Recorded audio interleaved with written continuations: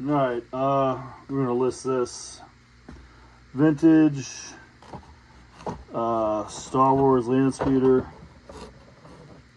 The toy itself, I'll show you in a second. Let's be honest, you're probably interested in this because of the box. So I'm just going to show you the box condition. Some tape here. That actually, you'll probably be able to get that off, but I'm not messing with it. So it's got the original Toys R Us price tag on it. $9. Well, you're not paying $9 for it, but that's what it sold for. Some tape on the box. But this tape, I bet you can get it off. But this is just to show you the condition of the box. Pretty good shape. Let's take this out. No insert. And the toy itself, I mean, it's probably not great. Huh, looks alright. You're gonna need a windshield. But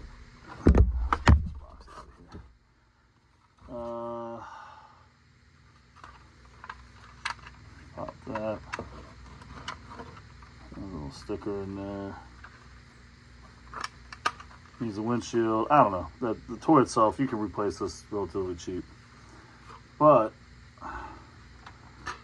the box is what you want probably. It's a 1978 General Mills Fun Group, Cincinnati, Ohio. So pretty cool.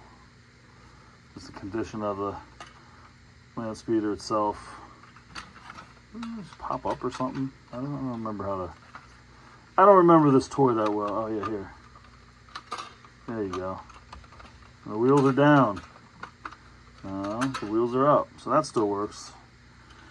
Anyhow, yeah, I'm probably just gonna list it for $100 and see what happens because the box is in pretty nice shape. Has its flaps on that side and the flaps on this side. So there you have it.